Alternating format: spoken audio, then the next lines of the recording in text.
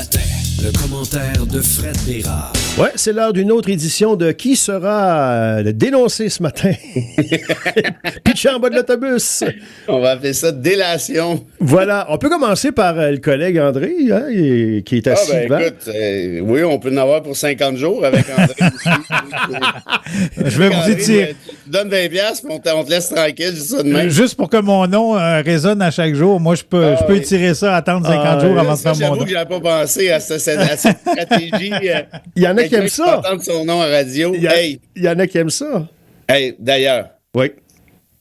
Place Mont-Laurier Pizzeria, cette succulente pizza. Oui. Succulente. Ah oui, tout à fait. Depuis que je suis tout petit. Tout à fait. Avec mes amis, les Morelatos, ils ont contribué généreusement.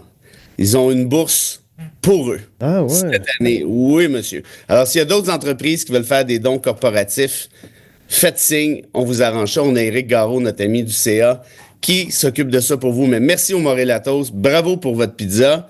Et puis voilà. On raconte qu'Éric est achetable avec une pizza, hein? C'est facile de même. Ah ben là, si tu veux semer la bisbille sous fond en filigrane d'une corruption qui n'existe pas. Non, je l'ai rencontré, je le connais un petit peu maintenant, sinon je me suis certain qu'il prendrait la pizza de Place Mont-Laurier Pizzeria avec grand plaisir. C'est clair. Mais j'ai vu l'argent rentrer, donc je suis tout à fait, repu et satisfait. Ben, bravo.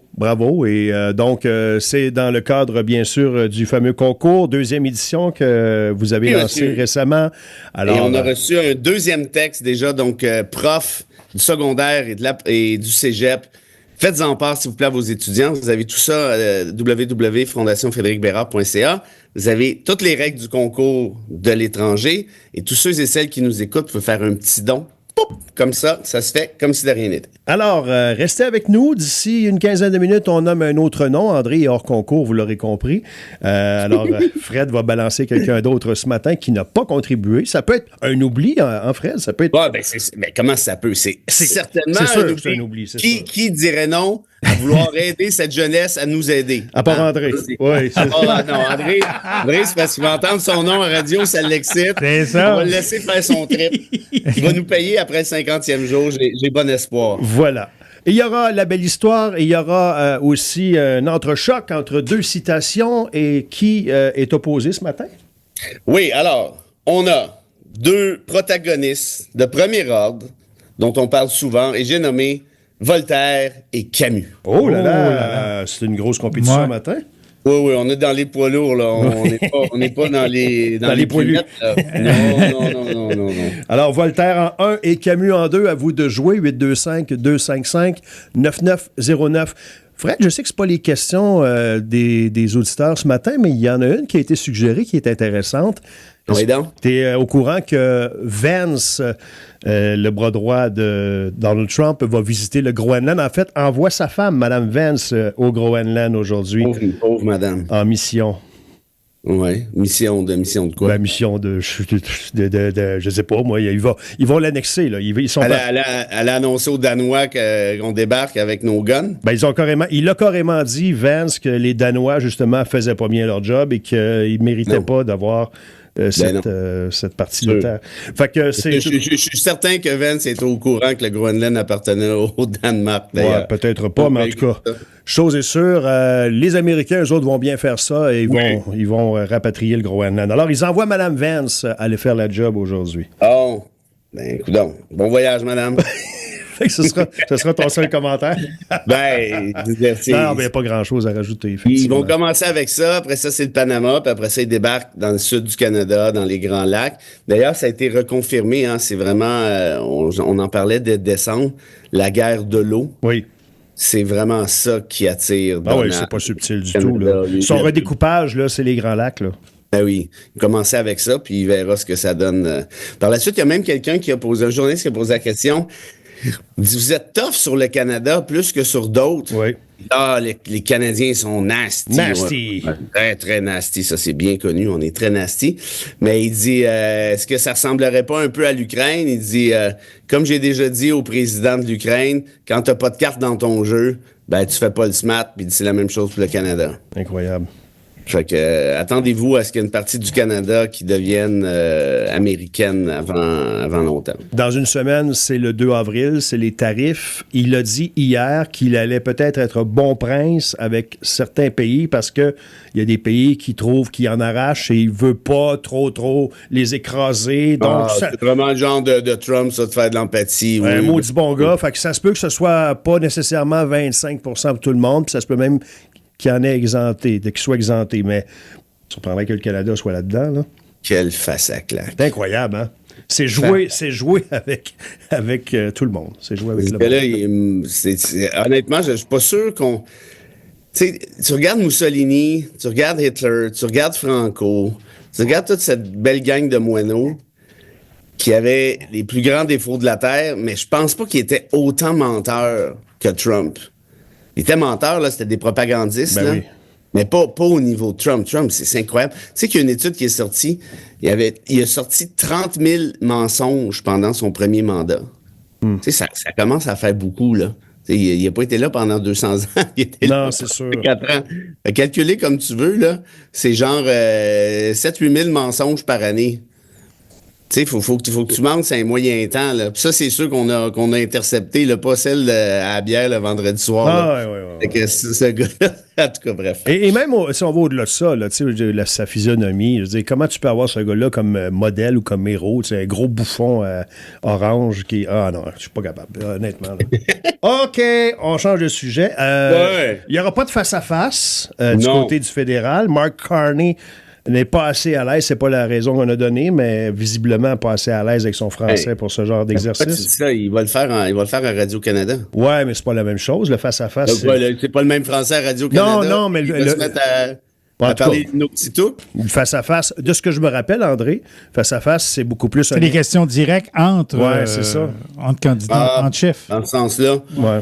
Hey, en tout cas, moi, sérieusement, Québécois qui charge 75 000 par parti pour son débat, moi aussi, j'aurais dit... La première fois que j'entendais ça, quand j'ai entendu ça, le 300 000 pour les 4 partis, j'ai dit, c'est-tu tout le temps de même? Mais non, mais Pelado, là, il est en train de poursuivre, ou se fait poursuivre par l'Assemblée nationale, parce qu'il veut pas payer son loyer de 10 000 par mois pour un local... pour ces journalistes. Ouais. Je veux dire, tous les autres médias payent. Dans la vie, tu paies ton loyer. Là, je veux dire, je sais pas comment expliquer ça autrement. Tu as un loyer, tu as un espace qui t'est alloué, faut que tu payes pour. Qu'est-ce que tu veux que je te dise? C'est comme ça que ça fonctionne. Mais les médias font pitié. Les médias, ils sortent toujours la carte. Oui, les médias font pitié, mais 10 000 par mois? Sérieux? Tu sais, c'est quasiment le prix d'un 4,5 sur le plateau. Non, je sais. J'exagère, là, évidemment, mais ça pour te dire, tu payes tes affaires, puis là, il décide qu'il va faire de l'argent. C'est parce quoi, il vendra pas de pub pendant le débat, Pelado? Ouais, c'est ça. La TVA, fait ça gratuitement, dit OK, ameublement Branchot, tu peux c'est pour renflouer les pertes de TVA Sport, c'est-tu pour, tu sais, ouais, mais là, j'ai tes affaires comme du monde. Mais le Parti libéral est capable de payer, Fred, là, c'est pas le parti le plus pauvre là, qui est aux élections. C'est une question de principe? Moi, je pense que oui. Je pense que oui, puis ils ont raison, parce qu'après ça va être quoi? Est-ce qu'il va falloir... est-ce qu'ils vont les facturer 100$ par question au point de presse? La prochaine question, 50 $. Non, mais c'est quoi cette affaire de bouton-là? Là? C'est pas... on dirait... comment tu fais ça? Les trucs qu'Yvon Lambert faisait, les espèces d'encans. Les encans, oui. L'encan chanté, là, à un moment donné, ça suffit, là. Va facturer 300 000 balles pour organiser un débat avec lequel tu vas faire de l'argent avec de la pub parce que ça va être excessivement vu. En tout cas, si la tendance se maintient, ces débats-là, c'est toujours très vu. Ben oui. Alors, moi, c'est une question... écoute, je sais pas. Peut-être qu'il veut se cacher pour son français aussi, mais il va à Radio-Canada. Je comprends que la formule est peut-être pas la même, mais il va pas le faire en tagalo ni en séchouanais, là. Il va le faire en français, le débat à Radio-Canada. Mais ce qui est bizarre, c'est que le matin, dans la conférence de presse, il dit une journaliste qui pose la question, allez-vous être au débat en français à TVA? Ils ont pris la décision plus tard. Et il dit, je verrais pas pourquoi je serais pas là. Il dit, oui, c'est sûr. Il dit... c'est comme si c'était son équipe. Puis là, plus tard dans la journée, un communiqué c'est comme si c'était son équipe qui avait décidé, ouais. Plus tard, de pas le faire de façon, par principe, comme tu le dis, ou par stratégie, parce que son français n'est pas assez maîtrisé. T'en penses quoi de son français? C'est-tu un obstacle? Écoute, moi, le peu que j'ai entendu, je l'ai entendu quand même pas mal, je dirais, là, mais pas, j'ai pas pris une bière avec lui, là, mais... Pas encore? Sérieusement, Moi, je trouve ça méchant, puis c'est souvent, puis on en a parlé l'autre fois, mais c'est souvent ceux qui sont pas capables de se commander un club sandwich au restaurant qui rit de l'anglais des autres. Vous êtes-vous entendu parler? Tu sais, le gars, tu vas me dire, oui, il veut devenir premier ministre. Mais en fait, il l'est, puis il veut le rester.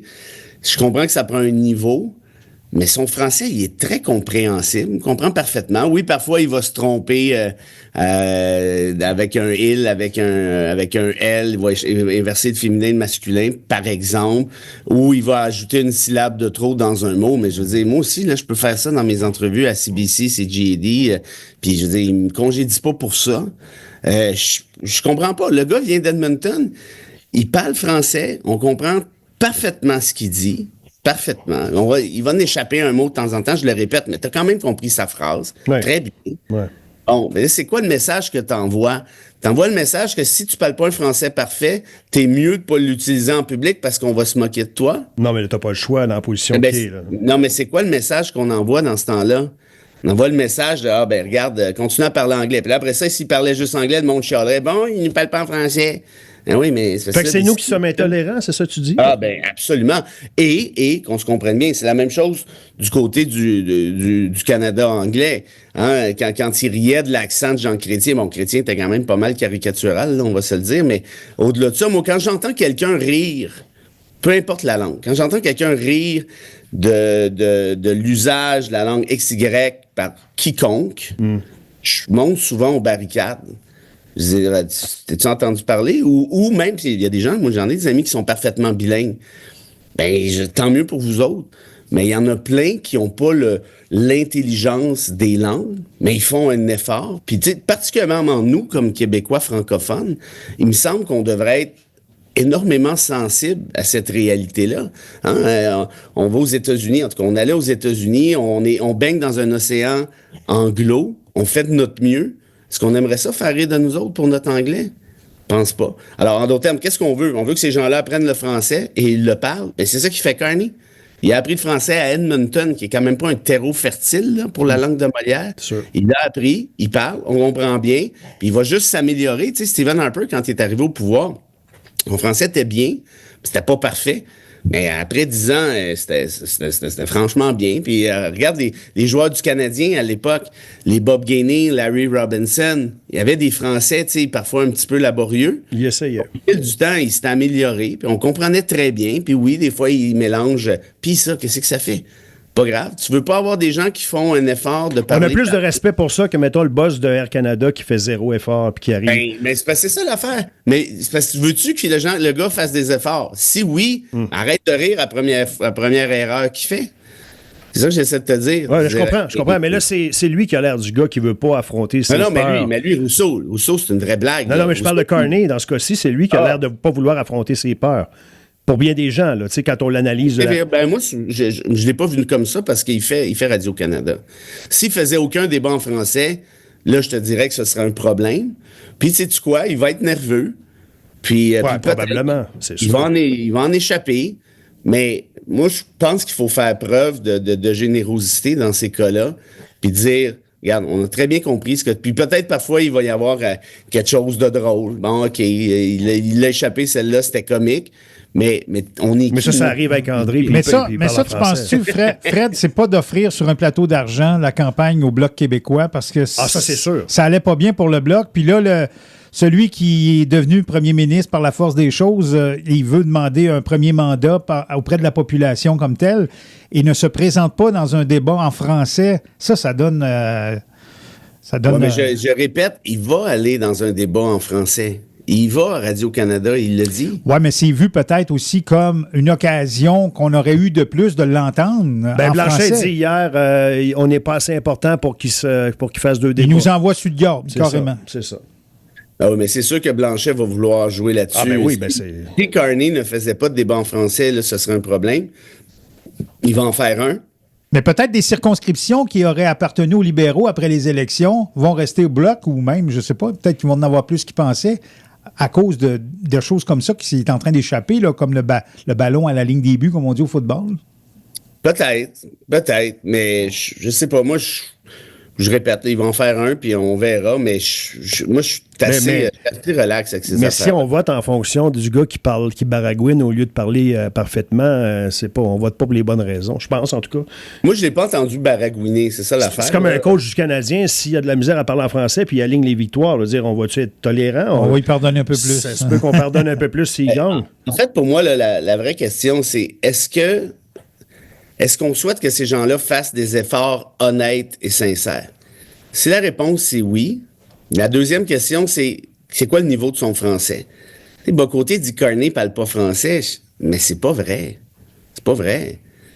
Sur 10, il y a peut-être un 6, un 6.5, un 5, un 7. Il y a une compréhension, il cherche ses mots quand il vient le temps de faire des phrases. Mais comme tu dis, on finit toujours par le comprendre. Oui, comme nous, quand on va en terre, comme toi, quand tu fais des entrevues, tu cherches un peu plus, pour modeler tes phrases, Puis au début, quand je faisais mes entrevues, c'était épouvantable. J'en revenais pas qu'il me rappelait. Je disais, même moi, j'ai pas compris ce que j'ai dit. Je veux dire, rendu là.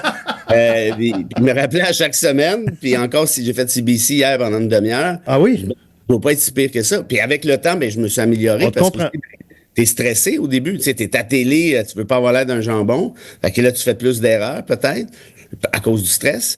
Mais là, plus ça va, plus je suis habitué, plus je suis relax, meilleur je suis, je pense. Mais ça va être le cas pour Carney aussi, ça va être le cas pour n'importe qui. En d'autres termes, moi, je trouve ça, je sais pas, je trouve ça méchant, en fait, de rire du niveau de langage de quelqu'un. OK. Intéressant comme discussion, par contre. Et j'espère que ce ne sera pas un élément au niveau du vote. Là, ce ne sera pas l'élément. Ça peut en être un, mais l'élément qui va faire que vous allez décider. En tout cas, je ne suis pas en train de protéger Carney, là, mais je pense pas que ce soit nécessairement. C'est parce que je ne sais pas comment dire ça, là, mais à part les chroniqueurs du Journal de Montréal là, qui se mettent à varger de ça au 2x4, eux autres sont tellement subtils, on les voit tellement pas venir. Je pose la question, qu'est-ce qui est plus important? C'est d'avoir un premier ministre compétent pour faire face aux pires menaces de l'histoire du Canada ou on va le planter parce qu'on n'aime pas son niveau de français, parce qu'il a baragouiné, puis il a échappé tel mot, puis il y a tel autre mot qu'on n'a pas compris. Sérieusement. Je comprends. Je suis pas en train de nier. Non. Bien, là, c'est bien important pour moi. Là. Je suis pas en train de nier l'importance du bilinguisme. J'ai présidé la réforme du bilinguisme. Non, premier ministre, ça implique que. Il y a un minimum nécessaire, requis. Je pense à titre personnel que Carney remplit ce minimum-là plutôt aisément. Est-ce qu'il y a de l'amélioration? Bien évidemment. Mais saluons le courage d'un gars qui a appris le français à Edmonton puis qui le parle très correctement. On comprend très bien. Mais quand tu as entendu ça hier, qu'il ne ferait pas le débat à TVA, qu'est-ce que tu t'es dit en premier? T'as-tu dit, oh non, là, il vient de faire une grosse gaffe? Moi, ce que je me suis dit, c'est OK, le Québécois essaie d'extorquer de 75. Puis là, tu vas me dire, c'est pas la fin du monde pour un parti, mais c'est parce que c'est le principe. Pas un parti paierait pour participer gratuitement. Je veux dire, ça marche pas, là. Un réseau qui va vendre la pub? Oh, regarde, OK, on va donner 75 000, puis toi, Québécois, la pub que tu vendras, là, tu la donneras à la Fondation pour le concours d'étrangers. Ça marche-tu, ça? C'est bon, ça. J'aime ça. Il n'y a pas pensé. On est dû pour une belle histoire. Oui, monsieur. Alors, c'est l'histoire d'Albert Kasri, qui est un Égyptien d'origine syrienne, ou l'inverse. Non, je pense que c'est un Égyptien d'origine syrienne. On l'avait surnommé le philosophe de la paresse. Parce qu'il travaillait la nuit, puis il était lent. Il disait des choses sur l'humanité de lent. Il était lent. Il faisait l'éloge de la paresse. Puis à un moment donné, on l'a appelé pour dire « Félicitations, vous avez gagné tel prix littéraire. » Il disait « Ah bon, super. » Il dit « La cérémonie, c'est demain à 10h. Ah, il peut faire coucher à cette heure-là. » J'ai des chums de même. Quand t'es philosophe de la paresse et t'es trop branleux pour aller chercher ton prix, il me semble que ça mérite une petite mention à CFLO. Il endosse son titre. Hein? Je pense qu'il est jusqu'au bout. Il est intègre. Oh oui, jusqu'au bout, mon Albert. Qui on balance ou encore la citation en premier? Colin, on va commencer par... Quelqu'un que j'aime vraiment beaucoup depuis très longtemps. On s'était croisés au primaire. On a fait nos secondaires ensemble.